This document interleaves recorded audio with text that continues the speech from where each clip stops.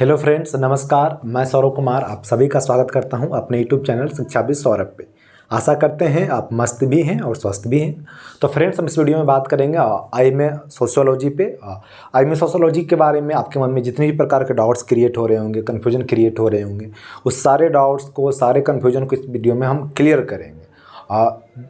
तो हम आपसे रिक्वेस्ट करते हैं कि वीडियो को शुरू से लेकर लास्ट तक जरूर देखें, तभी आपको पूरी चीज़ समझ में आएगी। अगर आप वीडियो एक सेकंड भी स्किप करते हैं तो हो सके कुछ चीज़ें आप मिस कर जाएं और बाद में आप कमेंट करें कि मुझे ये चीज़ें समझ में नहीं आई। तो प्लीज़ आप शुरू से लेकर लास्ट तक जरूर देखें। हम इस वीडियो में मेनली किस पे बात करेंगे, और जनरली हम बात करेंगे आईएमए का मतलब क्या होता है। लोग समझ नहीं पाते हैं कि आईएमए का मतलब एक्चुअली में क्या होता है। तो फर्स्ट हम समझेंगे आईएमए का मतलब क्या है, फिर क्राइटेरिया क्या है, एलिजिबिलिटी क्राइटेरिया क्या है, मेरिट कैसे बनती है यहाँ के, मतलब सीयूटी एग्जाम में मुझे कौन सा पेपर देना होगा। लाइक ट्वेल्थ में हमने पीसीएम किया तो क्या हम सोशोलॉजी में शिफ्ट हो सकते हैं, ट्वेल्थ में मैंने आर्ट्स किया तो क्या हम साइंस में शिफ्ट हो सकते हैं। इस तरह के जो मन में आपके डाउट्स होते हैं उसमें क्लियर करेंगे क्राइटेरिया और मेरिट वाले सेक्शंस में। फिर सीट्स पे हम बात करेंगे, कटअप पे बात करेंगे, क्लासेस पे बात करेंगे, एग्जिट पे बात करें, एग्जिट क्या होता है आगे हम इस पर चर्चा करेंगे। फिर जो स्ट्रक्चर्स उस पर हम बात करेंगे, और जो इसमें हम फ़ी की बात करेंगे सिर्फ सोशियोलॉजी के फ़ी की बात करेंगे।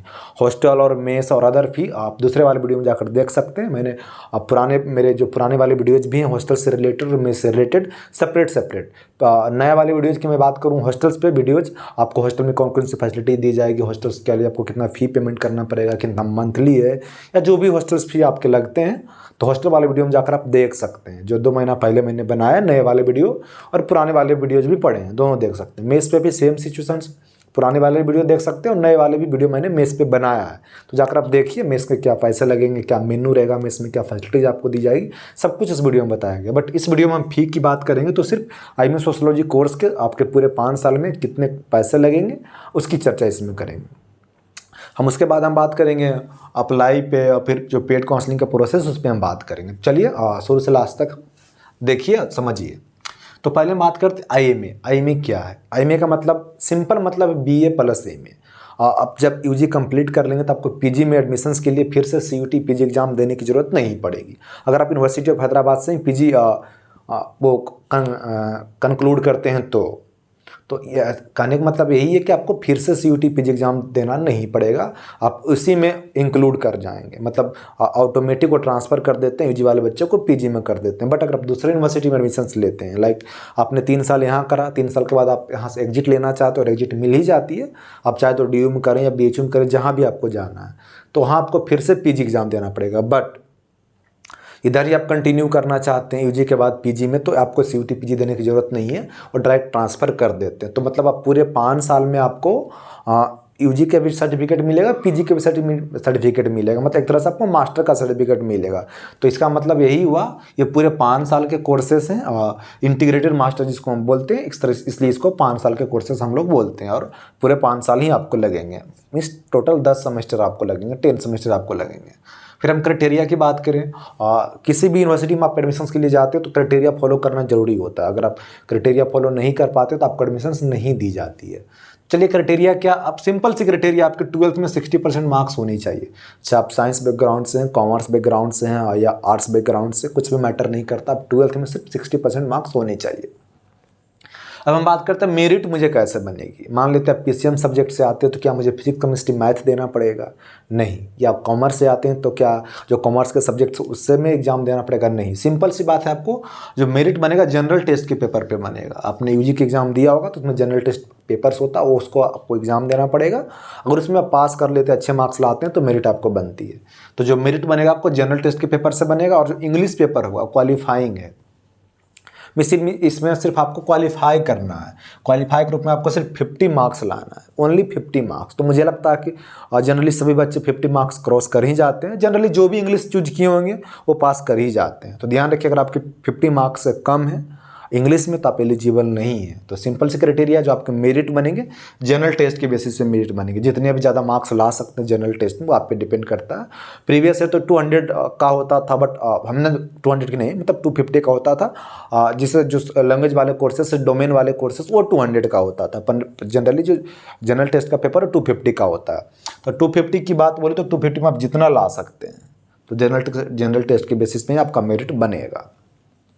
हम बात कर लेते हैं सीट्स पे। सीट्स जानना जरूरी होता है। आप किसी भी इंस्टीट्यूट में या यूनिवर्सिटी में एडमिशन लेना चाहते हैं तो पहले सीट्स जानते हैं आप लोग कि मेरे कैटेगरी में कितने सीट्स और टोटल कितने सीट्स है। तो सीट्स की बात, टोटल 25 सीट्स है। जनरल कैटेगरी में 10 सीट्स है, एससी कैटेगरी में 4 है, एसटी के लिए 2 सीट्स है, ओबीसी के लिए 7 सीट्स है, ईडब्ल्यूएस के लिए 2 सीट्स है, पीएच और डीपी कोटा के लिए 1-1 सीट्स है। यानी कि 1 + 1 2 हो जाएगा, 25 में 2 जोड़ेंगे 27 हो जाएगा, इसलिए मैंने इसको अलग रखा है। टोटल 25 सीट्स है, 2 जोड़ देंगे तो अलग, मतलब 27 हो जाएंगे। हम ध्यान रखें, कोई बच्चे ओबीसी से आते हैं, मान लेते कोई बच्चे ओबीसी से आते हैं और 10 सीट्स है, बट वो टॉप 10 में उनका मार्क्स है। मतलब मान लेते जनरल के लिए 10 सीट्स है, जनरल में सभी फाइट करते हैं, आप भी जानते हैं, जनरल में वही फाइट करेंगे जिनका ज़्यादा मार्क्स है। तो मान लेते हैं ओबीसी में 7 सीट्स है और जिसमें 3 बच्चा का टॉप 10 में मार्क्स है, तो बच्चे का एडमिशन जनरल से हो जाएगा और जो 3 सीट ओबीसी का खाली रह जाएगा। तो जो सीट खाली रहेगा उसमें ओबीसी का बच्चा का ही एडमिशन होना, मतलब जनरल में सभी बच्चे एडमिशन ले सकते हैं जिनका भी टॉप 10 में नाम है, बट जो कैटेगरी वाला है उसमें सिर्फ कैटेगरी के बच्चे ही एडमिशन लेंगे, ध्यान रखिएगा। अब हम कटअप पे बात करें तो मैंने हर वीडियो में बोला है, सभी वीडियो में बोला है कि भाई यूनिवर्सिटी ऑफ हैदराबाद अपना ऑफिशियल कटअप रिलीज नहीं करती है, बट इस साल से मुझे लगता है वो कटअप रिलीज करेंगे या नहीं भी कर सकते, पर जनरली वो कटअप अभी तक रिलीज नहीं करते हैं। प्रीवियस ईयर तक क्या होता था कि जनरली 3 मल्टीपल 4 मल्टीपल करके बच्चे को बुला लेते थे। 3 मल्टीपल 4 मल्टीपल क्या होता है, सिंपल सी बात है, 25 सीट्स था तो 100 या एक तरह से बोले 125 बच्चे को काउंसलिंग के लिए बुलाते थे। बट ऐसा इस बार नहीं हो रहा, जिससे आप जानते हैं कि जो हमारा फर्स्ट काउंसलिंग होगा 14 अगस्त को होगा, तो 14 अगस्त को सिर्फ 25 बच्चे को ही बुलाया जाएगा। 2-4 बच्चे ज़्यादा भी हो सकते हैं। आप बोलेंगे सर 2-4 बच्चे ज़्यादा क्यों? क्योंकि कुछ कुछ का मार्क्स सेम हो जाता है, तो जिनका मार्क्स सेम होता है उनको इसी में काउंट कर लिया जाता है।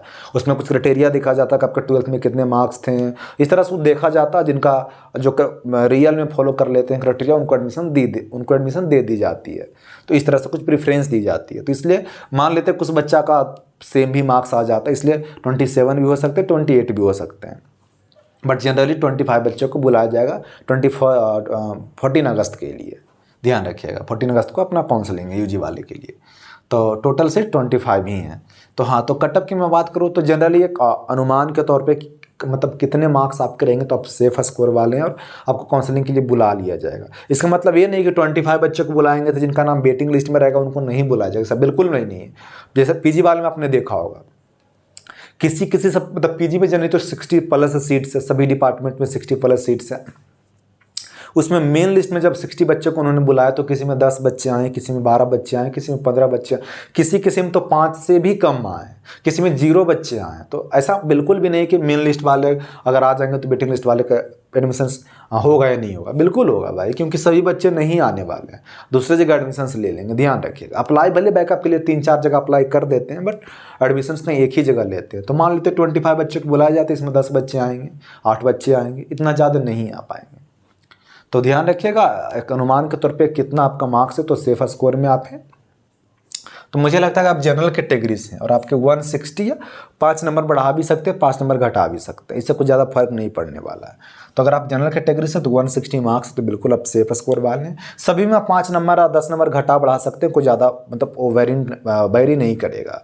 तो सभी में 5-10 नंबर बढ़ा सकते हैं। ईडब्ल्यूएस 150, ओबीसी 140, एससी 120, एसटी 100 और पीएचडीपी कोटा के लिए 1-1 सीट रिजर्व किया गया। मान लेते हैं पीएच कोटा के एक ही बच्चे काउंसलिंग के लिए आए हैं तो उनका कितना भी मार्क्स रहेगा उनको एडमिशन से मिल जाएगा, डिपेंड करता है कितने बच्चे काउंसलिंग के लिए आ रहे हैं। तो इसलिए मैं इनका कुछ भी नहीं दिया, आपके कितने भी आप आ जाइए। डीपी कोटा के लिए भी सेम है। अब क्लासेस की हम बात करें तो आपके क्लासेस कहाँ चलेंगे? आपके क्लासेस चलेंगे CIS में, सेंटर फॉर इंटीग्रेटेड स्कूल बोल सकते हैं, सेंटर फॉर इंटीग्रेटेड कॉलेज बोल सकते हैं, college for integrated studies building भी बोल सकते हैं, जो भी आपको बोलना हो। आपके काउंसलिंग भी CIS में ही होते हैं। तो क्या है कि आपकी जो पहली मुलाकात होने वाली, जहां आप क्लास करेंगे, काउंसलिंग टाइम में ही होगा, क्योंकि जहां आपके क्लासेस चलेंगे CIS में वही आपके काउंसलिंग भी होंगे। तो आपकी पहली मुलाकात कब होने वाली है? आपकी बिल्डिंग से काउंसलिंग के टाइम होने वाली है। तो आप 3 साल तक क्लासेस करेंगे CIS में। तब बोलेंगे सर पूरे 5 साल का आपने कोर्स बताया, फिर 3 साल हम CIS में करेंगे, 2 साल कहाँ करेंगे? 3 साल के बाद जैसे मैंने आपको बताया कि 3 साल तक आपको मतलब आपको PG भी कंटिन्यू करना, तो आपको CUT PG एग्जाम देने की जरूरत नहीं है। 3 साल के बाद ऑटोमेटिक वो डिपार्टमेंट भेज देते हैं। तो आपका डिपार्टमेंट कहाँ है? School of social science. School of social science में आपके डिपार्टमेंट है, आपको 2 साल मतलब 3 साल के बाद आपको स्कूल ऑफ सोशल साइंस भेज देंगे। वहाँ आपके डिपार्टमेंट होंगे, school of sociology, sociology department, उसमें आप क्लासेस करेंगे, ध्यान रखिएगा। तो 3 साल आप CIS में करेंगे, 2 साल स्कूल ऑफ सोशल साइंस में करेंगे, यानी सोशियोलॉजी डिपार्टमेंट में करेंगे, ध्यान रखिएगा। हम बात करें तब एग्जिट पे। तब बोलेंगे सर एग्जिट क्या है? एग्जिट का मतलब है कि पूरे 5 साल के कोर्सेज है। तो बहुत बच्चे के मन में डाउट्स होता है, क्या हम 3 साल के बाद एग्जिट ले सकते हैं? 3 साल के बाद एग्जिट लेंगे तो मुझे कौन सा डिग्री मिलेगा? क्या 4 ईयर में एग्जिट ले सकते हैं NEP के अकॉर्डिंग? 5 ईयर में तो आपको मिल ही जाएगा। तो हाँ बिल्कुल, 3rd ईयर में आप बिल्कुल एग्जिट ले सकते हैं, आपको ग्रेजुएशन का डिग्री दे दी जाती है, सिंपल BA की डिग्री आपको दे दी जाएगी। 4 ईयर में आप एग्जिट लेते तो आपको ऑनर्स की डिग्री मिलेगी, मतलब सोशियोलॉजी ऑनर्स को आपको डिग्री मिलेगी 4 ईयर के बाद। 5 ईयर में तो आपको मास्टर की डिग्री मिल जाएगी। तीनों अंतर आप समझ गए होंगे। 3rd ईयर में आप लेंगे तो सिंपल ग्रेजुएशन का डिग्री मिलेगा, 4 ईयर में लेंगे तो आपको ऑनर्स का डिग्री मिलेगा, और जब 5 ईयर में लेंगे तो आपको मास्टर की डिग्री मिल जाएगी। सिंपल सी बात है, मुझे लगता है आप समझ आ गई होगी आपको।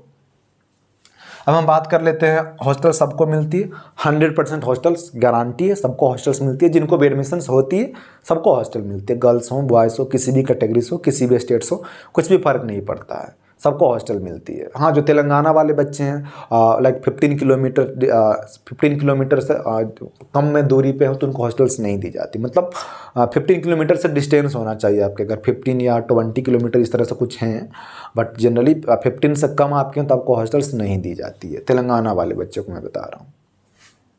हम बात करते हैं फ़ी स्ट्रक्चर्स पे। सबसे बड़ी बात यही है कि लोग पहले फ़ी देखना चाहते हैं कि हम सर्वाइव कर पाएंगे नहीं कर पाएंगे, टोटल कितने खर्च होंगे हमारे। तो हाँ, जो फ़ी मैं बता रहा हूँ प्रीवियस ईयर के अकॉर्डिंग मैं बता रहा हूँ, और 200 रुपये आप बढ़ा भी सकते हैं, मतलब बढ़ा ही लीजिएगा, क्योंकि हर साल वो पैसे बढ़ाते हैं। और फ़ी स्ट्रक्चर्स उन्होंने अपलोड कर रखा है साइट पे, बट खुल नहीं रहा, मीन्स ओपन नहीं हो रहा है PDF उसका, इसलिए मैं पिछले साल की बेसिस पे ही बता दिया हूँ, क्योंकि 200-300 या 400 ज़्यादा बढ़ाने वाले नहीं हैं।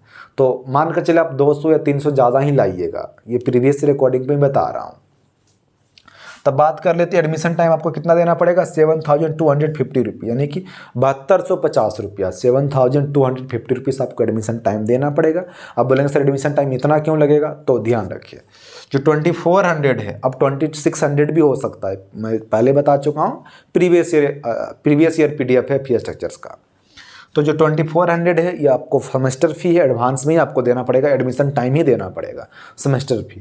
तो जो सेमेस्टर फ़ी आपको पर सेमेस्टर देना पड़ेगा, ये तो कंपलसरी है। फिर 530 है, 240 है, मीन्स 530 स्टूडेंट यूनियन फंड है, 240 स्टूडेंट वेलफेयर फंड है, 2120 ये मेडिकल फ़ी है। ये जो 3 है मैं ऐसा करके लगा देता हूँ, स्टार कर देता हूँ। आपको ईयरली देना पड़ेगा, हर साल नहीं, मतलब हर सेमेस्टर नहीं देना, आपको ईयरली देना है। तो जब भी साल कंप्लीट होंगे, जब भी 1 ईयर कंप्लीट होंगे, आपको तीनों फ़ी देना। कौन कौन से, student union fund, student welfare fund और मेडिकल फ़ी देना है। फिर आप 1960 को जोड़ेंगे, ये डिपॉजिट है, रिफंडेबल है। जब आप पूरे 5 साल कर लेंगे तब आप जब यहाँ से जाएंगे डिग्री कोर्स करके तब आपको पैसे रिफंड कर दिए जाते हैं। एक तरह से आप बोल सकते हैं सिक्योरिटी मनी, मुझे लगता है वो लेते हैं। तो ये सभी को आप ऐड करेंगे तो 7250 हो सकता है, बट बढ़ाकर पैसे लाइएगा, कुछ ज़्यादा पैसे लाइएगा, क्योंकि मैं बार बार बोल रहा हूँ ये पिछले साल की फी स्ट्रक्चर से। फिर सेकेंड सेमेस्टर में 2400 लगेगा, जिसमें आपको पहले बता चुका हूँ कि जो सेमेस्टर फ़ी है 2400 हर सेमेस्टर में लगेगा, आपको हर 6 महीने में आपको देना है। बट जो ईयरली फ़ी है वो 1 साल में ही लगेंगे। तो फिर थर्ड सेमेस्टर में हम आते हैं। थर्ड सेमेस्टर में क्या होता है कि आपके 1 साल कंप्लीट हो जाएंगे, तो एक तरह से आपको पूरे 10 सेमेस्टर पूरे करने, पूरे 5 साल रहने हैं। तो कब कब आपको 1 साल कंप्लीट हो रहे हैं, कब कब आप 1 ईयर कंप्लीट कर ले रहे हैं। तो 3 सेमेस्टर में 1 ईयर आपका कंप्लीट हो जा रहा है, 5 सेमेस्टर में आपका 1 ईयर कंप्लीट हो जा रहा है, 7 में हो जा रहा है, 9 में हो जा रहा है। ये 4 सेमेस्टर में आपको 1 ईयर कंप्लीट हो रहे हैं। और जैसे ही 1 ईयर कंप्लीट होगा आपको पैसा देना पड़ेगा। 530 student union fund, 240 student welfare fund और 2120 मेडिकल फी देना पड़ेगा। तो इतना ही देना, तो फिर कितना हो जाएगा, 5290 हो जाएगा। इतने सेमेस्टर में आपको कितना देना है, 5290 रुपीज़ देना। फिर उसके बाद सेमेस्टर फी तो फिर देना ही है। फिर 4 सेमेस्टर, 6 सेमेस्टर, 8 सेमेस्टर, 10 सेमेस्टर में 2400 देना है। अब हम बात कर लेते हैं SC ST वाले बच्चे के लिए जो तेलंगाना से आते हैं, उनको 2890 देना है। 2890 क्यों ले रहा है, और ईयरली देना, आपको सेमेस्टर बाई पैसा नहीं देना, ईयरली देना आपको। जब आप 530, 240, 2120 जोड़ेंगे, ऐड करेंगे तो इतना हो जाएगा आपको। फिर 4850 क्या है, ये PWD वाले बच्चे के लिए आपको भी ईयरली देना है। बट जो आपके 1960 इसमें ऐड कर दिया गया है। 2890 में प्लस 1960 करेंगे ऐड तो 4850 हो जाएगा। तो सिर्फ डिपॉजिट आपसे एक्स्ट्रा लिया जा रहा है पीडब्ल्यूडी वाले बच्चों के लिए। बाकी आपको भी ईयरली ही देना है, सेमेस्टर वाइज आपको कोई पैसा नहीं देना, ईयरली ही आपको देना है। 2890 एडमिशन टाइम इतना देना है, आफ्टर एडमिशन एवरी ईयर फिर इतना ही देना 2890, ध्यान रखिएगा। तो फ्रेंड्स मुझे लगता है फ़ी स्ट्रक्चर्स मैंने आपके क्लियर कर दिए, आपके मन में अब डाउट नहीं होने चाहिए। और जो फ़ी स्ट्रक्चर था सिर्फ कोर्स से रिलेटेड था। अगर आपने अप्लाई नहीं किया अभी तक यूनिवर्सिटी ऑफ हैदराबाद के लिए तो प्लीज़ अप्लाई कर दीजिए। लास्ट डेट 30 जुलाई है, 30 जुलाई से पहले आप कभी भी अप्लाई कर सकते हैं। और मुझे लगता है एनफ टाइम दिया गया, 1-2 दिन बढ़ा भी सकते हैं, पर प्लीज़ अप्लाई ज़रूर कर लीजिए अगर आप पहली बार देख रहे हैं तो। अब हम बात कर लेते हैं पेड काउंसलिंग के लिए। पेड काउंसलिंग क्या है? पेड काउंसलिंग का मतलब सिंपल है, हम आपको हेल्प करेंगे जब तक आपको एडमिशन नहीं मिल जाती है। उसमें कौन कौन सी फैसिलिटीज़ आपको दे दी जाएगी, देखिए। कॉन्टैक्ट नंबर दिया जाएगा जो मेरा पर्सनल कॉन्टैक्ट नंबर है, पर्सनल व्हाट्सअप नंबर दिया जाएगा जो मेरा व्हाट्सअप नंबर है। 24 आवर आप कॉल कर सकते हैं, मैसेज कर सकते हैं, जो भी आपके मन में डाउट्स क्रिएट होते हैं। काउंसलिंग टाइम जब आप आएंगे तो हम आपके साथ खड़ा रहेंगे, मीन्स आपके काउंसलिंग CIS बिल्डिंग में होंगे, वहाँ हम आपके साथ बाहर खड़े रहेंगे जब तक आपके एडमिशन्स नहीं हो जाते हैं, तब तक हम आपके साथ रहेंगे।